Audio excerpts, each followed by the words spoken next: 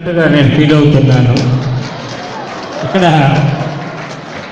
మరి నా శిష్యరికంలో జర్నలిజం అనే బీజాక్షరం వేసి తయారు చేసిన వాళ్ళలో నా ప్రథమ శిష్యుడు బెజ్జం సాయి ప్రసాద్. అలాగనే మరి నేను నా పత్రిక ఆగిపోయిన తర్వాత ఆయన తిరిగి కొన్ని పత్రికల్లో పనిచేయటం, ఆ తర్వాత పత్రిక పెట్టాలన్నటువంటి ఉద్దేశంతో నా కాడ దగ్గర 4 పేర్లు తీసుకొచ్చాడు. అందులో ఆంధ్ర టుడే పేరు ఒకటి. ఇది బాగుంటుంది సాయి ప్రసాద్, ఇది పెట్టేసి సక్సెస్ అవుతావని ఆ టైటిల్ని కూడా నామకరణం చేసింది కూడా నేను గర్వకారణంగా చెప్పుకుంటున్నాను. ఈనాడు ఎంతోమందిని తయారు చేస్తాం, మరి అందరిలో మరి గొప్పగా ఎదిగే వాళ్ళు కొందరే ఉంటారు. అలాంటి వాళ్ళు బెజ్జం సాయి ప్రసాద్ మరి ముఖ్యంగా నేను చెప్పాలంటే చాలా ఎక్కువగా నా కాడ పనిచేసేటప్పుడు ఎక్కువ తిట్టేవాడిని, అరిసేవాడిని.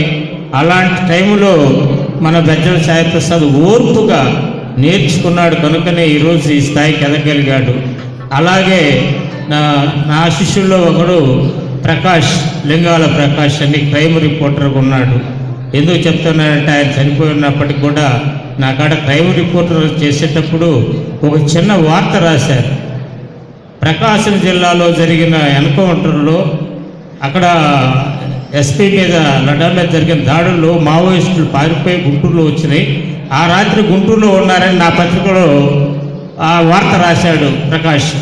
రాస్తే నేను ప్రింట్ అయ్యే ముందు చూసుకునేసరికి దడలేసింది. ఆ పత్రిక వస్తే తెల్లారిసిన పోలీసులు రన్ రౌండ్ చేస్తారు ఆ నైటే. అయ్యో నా పరిస్థితి ఇదనేసి బాగా తిట్టేశాను. అలాగా మరి కొన్ని రోజులు అలిగిపోయాడు ప్రకాష్. తర్వాత మళ్ళీ తిరిగి వచ్చాడు. ఇట్లాగా ప్రతి జర్నలిజంలో మెలకువలు అన్నీ కూడా నా దగ్గర నుండి గ్రహించి ఈరోజు ఇంత గొప్ప స్థాయికి ఎదిగినటువంటి బెజ్జం సాయి ప్రసాద్కి నా హృదయపూర్వక శుభానందనాలు తెలియజేస్తూ ఈ అవకాశం ఇచ్చిన మీ అందరికీ నా హృదయపూర్వక నమస్కారాలు తెలియజేసుకుంటూ అందరికి కూడా